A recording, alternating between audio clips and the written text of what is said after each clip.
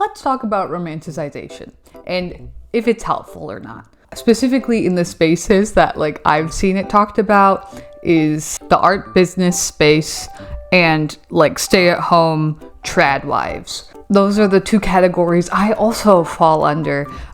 Stay-at-home mom who is trying to start her own art business. So I feel like, I can put in my 2 cents on this front. Just to define the term so we're all on the same page, romanticization is an act of thinking or speaking in a way that makes something seem better than it is, or to believe that something is better than it is. The danger in romanticization is the comparison trap that people often find themselves in. I think this is coming up because we're all seeing like a very curated aspect of social media. So like if somebody is sitting down to make a video, much like I am right now, you can only see this half of the room. You can't see the giant hole in the ceiling right above it in the bucket that, to catch the rainwater. In general on social media, you can only see what people want you to see. Like if you're just a consumer of social media, you have to, media literacy is important. What you're consuming is a curated product. It is not a simulation of real life whatsoever. The amount of editing I'm going to do in this video alone is nothing like I talk like in real life. I'm constantly trailing off and I'll lose my train of thought and have to edit it out. Like the experience of even just sitting down and talking to a camera is different, than the experience it's going to be watching the video.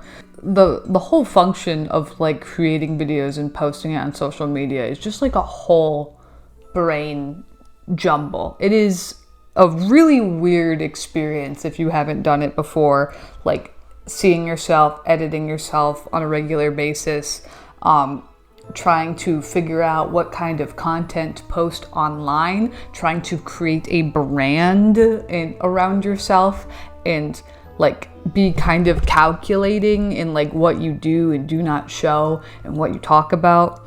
It's like very strange. Humans are not meant to like think like that naturally.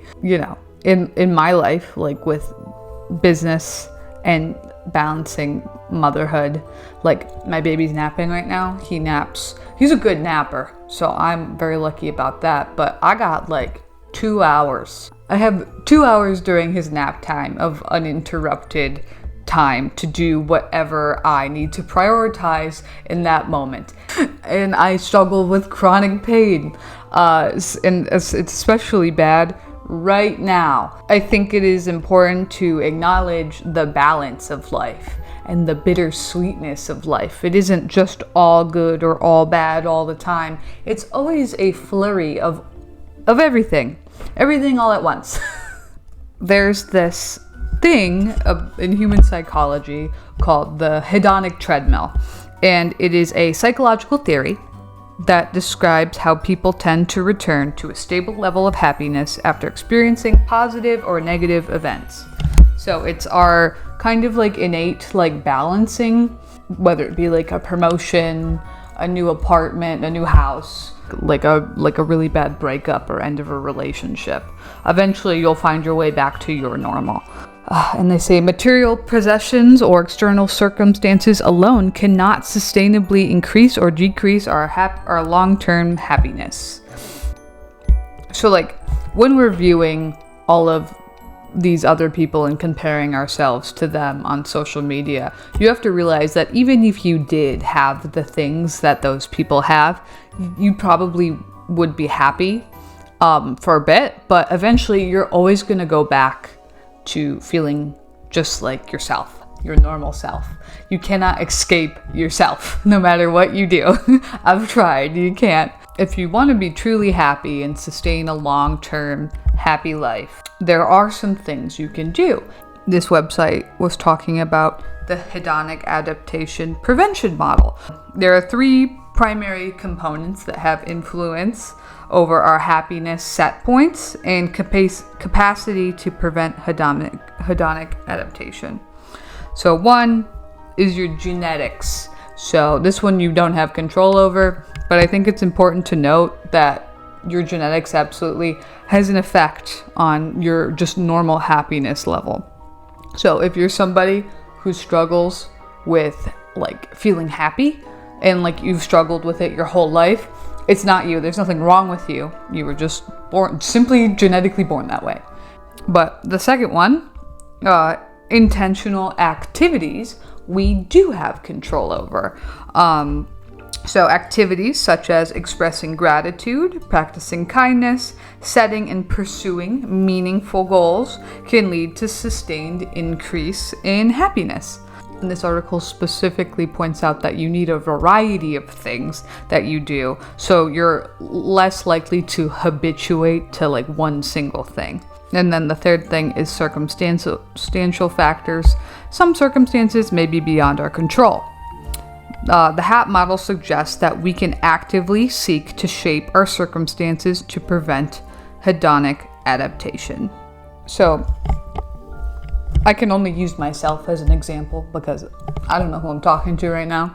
So if you're currently unhappy with your current life circumstances, know that it will take time, but you can absolutely build and shape your life slowly over time to be the life that you really want to live, that is the most compatible with all of the bullshit going on inside of you. So at one point in my life when I was like really miserable, I was working on my feet all the time, which is a problem because I have vascular issues that was undiagnosed at the time. So that was just incompatible. I was miserable and I didn't know why I felt so horrible all the time. I was in a not so good relationship with like no really career stability because I was in like different barista or like, you know, retail on my feet jobs that like don't have any sort of, you know, upward momentum in them, job-wise. And my partner at the time also did not really have any sort of stable career or ambitions to one. So, like, if I think about the time where I was, like, the most miserable in my early 20s, was because, you know, one, I didn't know myself very well yet. I didn't know what was going on. And I struggled with a lot of things. But over the course of my 20s, I have, you know, gone through a lot of bullshit, you know, survived a lot of bullshit. But through the process, I've come to know myself better. I've grown so much as a person. I now understand myself. I know on the internet we often talk about, you know, post-traumatic stress and trauma and stuff like that. But there's also, on the flip side, there's such thing as post-traumatic growth. It's going through something really difficult and really hard and coming out stronger and more resilient. From 20, when I was like pretty miserable, didn't know what I was going to do with my life, felt like I had nothing to look forward to, really. And then to 27 right now, where I have pretty much everything I've ever wanted. And the thing about life is that everyone's situation is so different and everybody's preferences are so different. Like, my current dream life could be someone else's absolute nightmare, you know? So only you can tell you what you need. It is you know, you need to develop a practice of looking inward and figuring out this puzzle that you've been given and like how your brain works and what kind of environment and circumstances make you happy.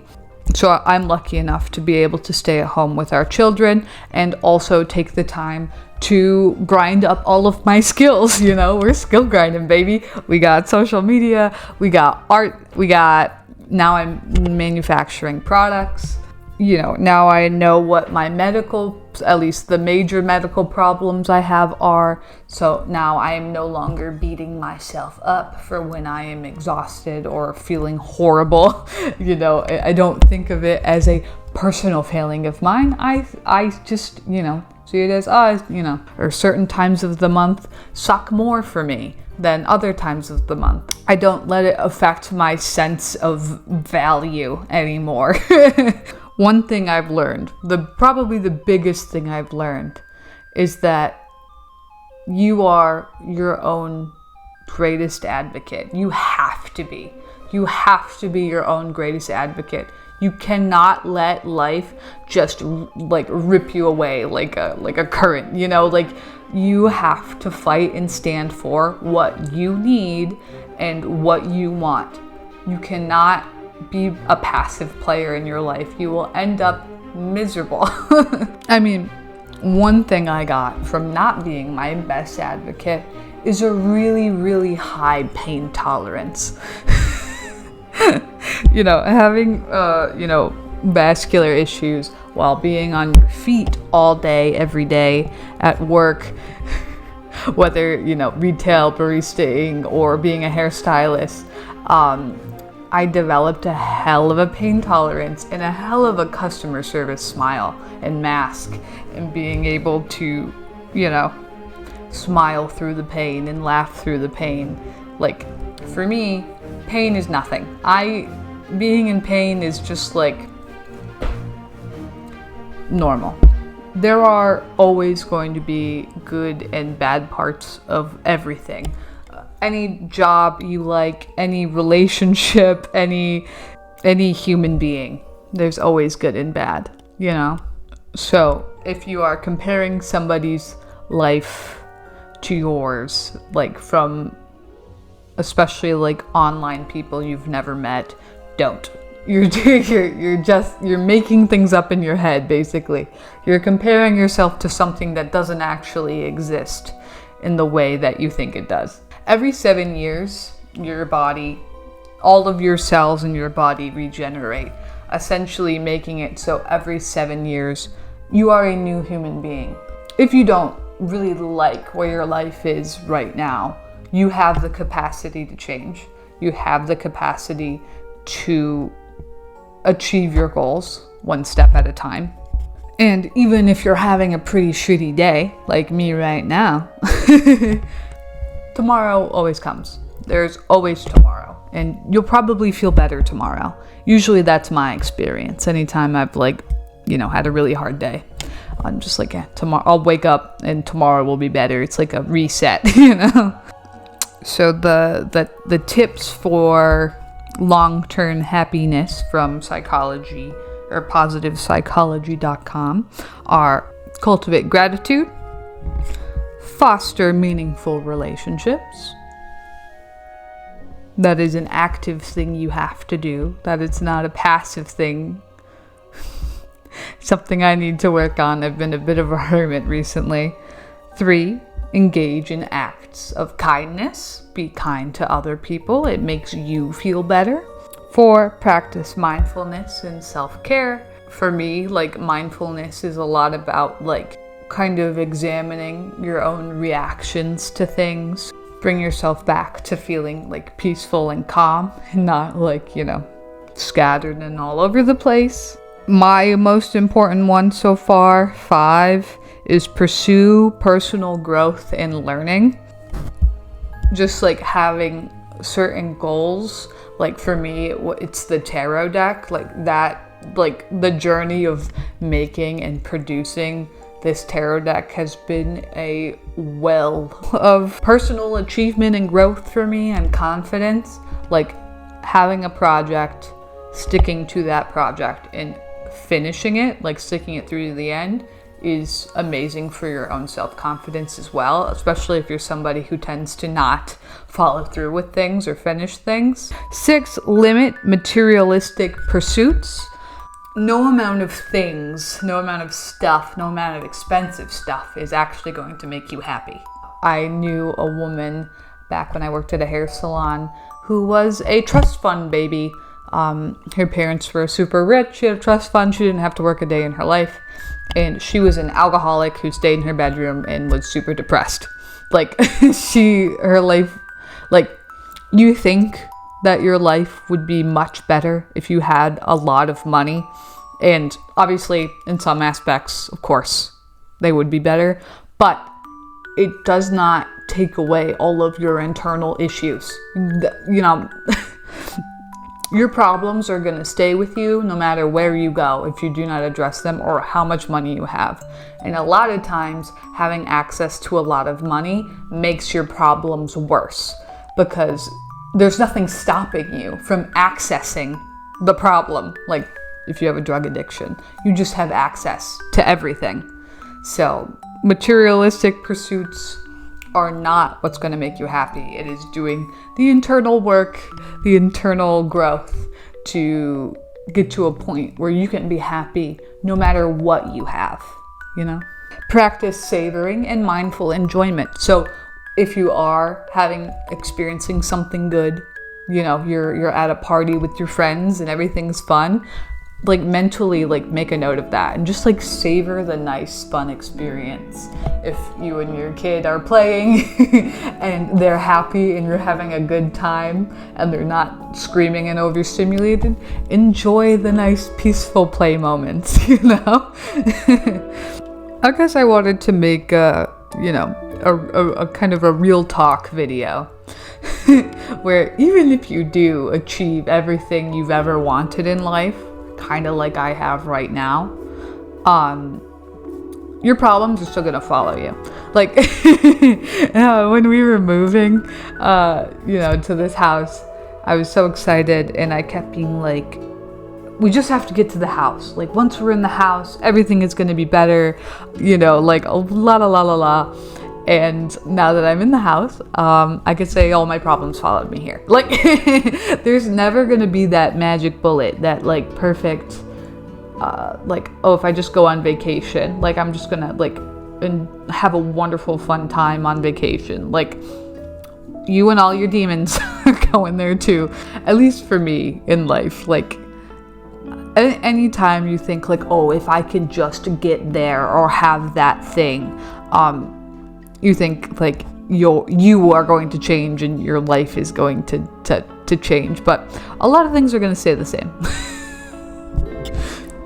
But you can train your brain to be happier with your life circumstances and look for the positive things and appreciate the positive things more. And I think the act of just savoring, appreciating, being grateful for the things you have does make you a lot happier in general. My camera cut me off before I could finish the video, so enjoy some footage of me putting my new art room together. So if I'm to go back and answer the question I asked at the beginning of this video, is romanticization good or bad? I think the annoying answer is it depends. I'm kind of in favor for it, honestly. Like, if I have to be here, I'm gonna try to enjoy every moment of it, you know? What do you guys think about this topic? Do you think people are romanticizing their lives a little too much? I've seen some interesting takes floating around the internet, so do tell me yours. If you made it this far, thank you so much for watching this video.